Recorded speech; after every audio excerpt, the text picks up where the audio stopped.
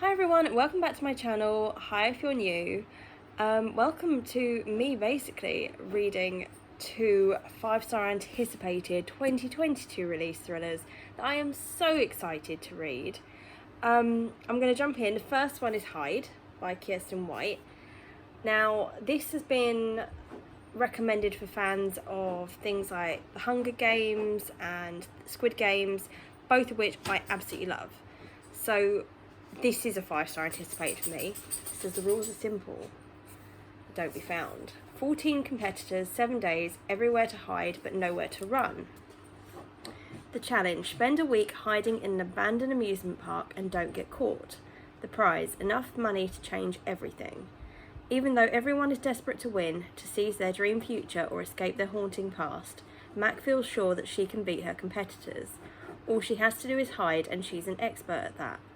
It's the reason she's alive and her family isn't. As the people around her begin disappearing one by one, Mac realises this competition is more sinister than even she imagined, and that together might be the only way to survive. It sounds brilliant to me. This has had really conflicting views, however, reviews on likes of Goodreads, BookTube, where it's kind of a love-hate. But to me, it sounds brilliant. I can't wait to get into it. So once I've read a little bit, I will catch up with you and let you know what I think.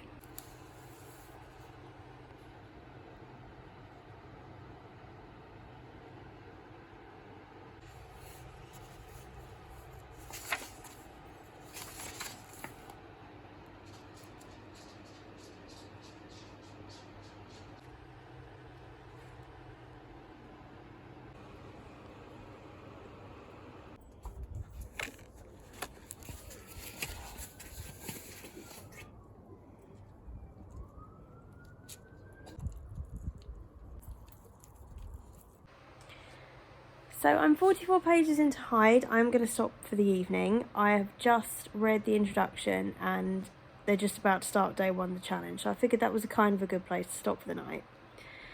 So we've met Mac, short for Mackenzie, who I believe is going to be our main character. She needs this opportunity. She needs a break. She needs some money.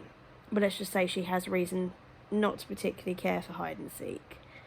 We've met the rest of the characters, so there's a range, sort of like a salesperson, social media influencer, actress, etc. All different personalities. And they're deciding are they going to team up with each other or not. We know a little bit more about the challenge, so we know that it is basically the equivalent of hide and seek in an abandoned amusement park during the hours of sunup.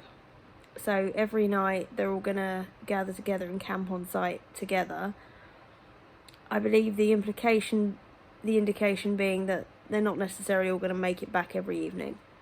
But so far, it's fine. It's not wow, but it's fine, and I'm looking forward to continuing. So when I do, I will catch up with you again. So it's the next evening, and I have just read days 1 and 2 of the challenge, and I'm getting into the book. I can't say I'm loving it, but I'm enjoying it enough to want to know what happens. So it appears that every day we're going to be losing competitors. We know the Seekers, let's just say it is obvious that there's stuff going on. The Seekers aren't particularly friendly individuals. But I'm enjoying getting to know the characters a little bit more, seeing the relationships, the good and bad between them. Some are like really competitive and would throw anyone out under the bus. Others are looking out for each other. So I'm enjoying sort of seeing the relationships develop or people's true colours coming through. I still quite like the premise of the book. I'm intrigued to see what happens. So I will continue. And I'll catch up with you probably when I've read another couple of days. So I'm about to start day 5. I'm really getting into this. We found out a bit more about the challenge itself now and how it sort of came to be. We're getting to know the characters much better now. And obviously relationships are developing, or the group's breaking apart in various bits. I'm really getting into it. I'm waiting now to get a description of the Seekers. That's what I'm anticipating coming up soon. But yeah, it's good. It's actually really good. It's quite fast paced. It's not a long book anyway. I think it's only about 230 pages and I'm about halfway through. But yeah, it's good. So I'll catch up with you when I read a bit more. But just a warning, I'm thinking I might be binging the rest of this. So I finished Hyde yesterday by Kiersten White and I'm giving it a 3.5 out of 5 stars. I actually really enjoyed this. It was on track to be a 4 out of 5 stars for me. I thought this is really, really good. And then the ending wasn't bad. I liked it in that I didn't see it coming. I've read a few thrillers recently that I thought, oh, this is so predictable. With this, no, for me it wasn't at all. And I really like that. But I almost feel that the last 50 pages was rushed and that maybe there was too much build, or they just needed to make this book a little bit longer because it was 230 something pages. So I almost wish now they've made it maybe 300 pages and just brought the ending out a little bit more. But I enjoyed it. I would recommend it. It was good. So the next thriller that I want to read is The House Across the Lake by Riley Sager. Now this I've got on my Kindle because I have very kindly been sent the arc of this from NetGalley. So let me tell you what this is about while this is loading. I've read 2 or 3 Riley Sager books already. I read Home Before Dark and Final Girls. Is there another one? That might be it. But I loved them both. I really, really thought they were great. So when I saw this, I was like, yes, give it a go. Now, so far it seems to be, like Hyde, getting mixed reviews. So I'm looking forward to making up my own mind. So it says, Casey Fletcher, a recently widowed actress trying to escape a streak of bad press, has retreated to the peace and quiet of her family's lake house in Vermont. Armed with a pair of binoculars and several bottles of liquor, she passes the time watching Tom and Catherine Royce, the glamorous couple who live in a house across the lake. They make for good viewing. A tech innovator, Tom is rich, and a former model, Catherine is gorgeous. One day on the lake, Casey saves Catherine from drowning and the two strike up a budding friendship. But the more they get to know each other and the longer Casey watches, it becomes clear that Catherine and Tom's marriage is not as perfect and as placid as it seems. When Catherine suddenly vanishes, Casey becomes consumed with finding out what happened to her. In the process, she uncovers eerie, darker truths that turn a tale of voyeurism and suspicion into a story of guilt, obsession, and how looks can be very deceiving. That's a very long synopsis, but it sounds good. So I'm looking forward to giving it a go. So what I'll do is I'll probably get a good chunk into the book and then catch up with you.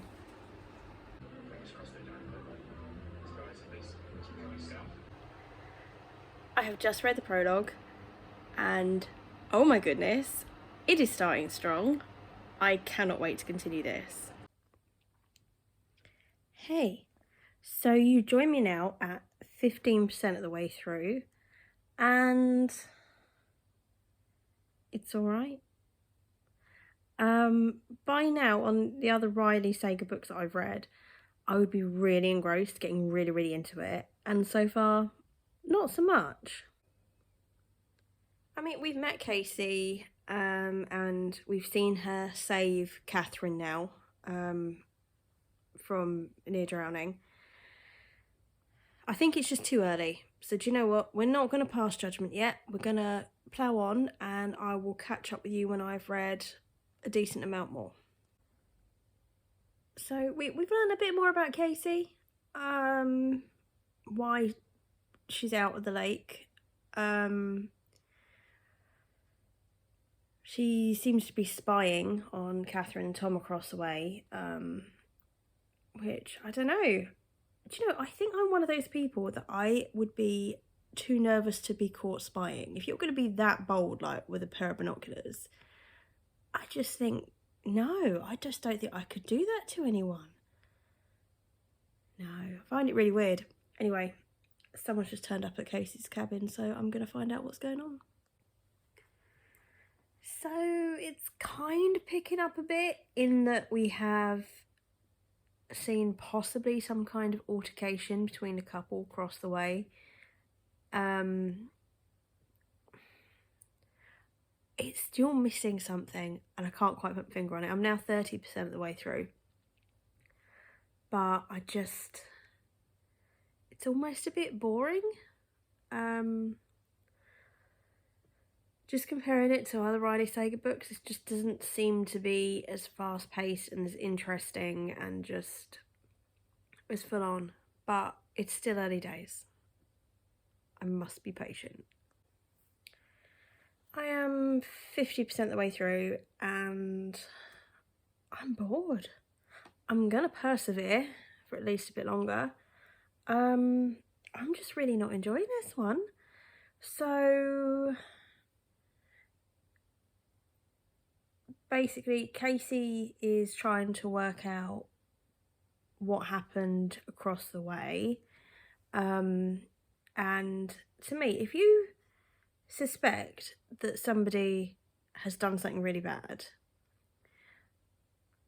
I'm just, okay, I suppose I'm the kind of person that would ring the police and report it rather than just try and like break in and snoop around and interrogate people. So I suppose Casey's now winding me up a little bit, although I get why she's doing what she's doing. You know, you want justice, wouldn't you? But at the same point, you know, let's be a bit more sensible about this perhaps. But it's kind of going down a bit of the predictable, boring route at the moment. But as I said, I'm 50% the way through, so maybe we'll get a twist or something. I finished it. It actually got quite interesting. I didn't say it got good. But it then sort of, the pace picked up a little bit since I last caught up with you. And no, I didn't predict anything that happened. I'm not going to spoil it. I was intrigued by the supernatural element that came forth. And yeah, okay, so maybe this is a case of the plot was good, but the execution not so much. I don't know. I can see it as a film. I think it would make a very, very good film. But reading it wise, I think I can only give it a 2.5 out of 5. It wasn't as good as the other books by Riley Sager that I had read. I think that's what it was. I think Home Before Dark is genuinely one of the best books that I've ever read, because through that I was alternating the whole time. Was it a man-made occurrence? Was it supernatural? And, you know, I didn't see any of it coming, and I thought it was really, really good. So every other book by Riley Sager I've read now, I'm pitting against Home Before Dark. Final Girls was fine. It was still really good.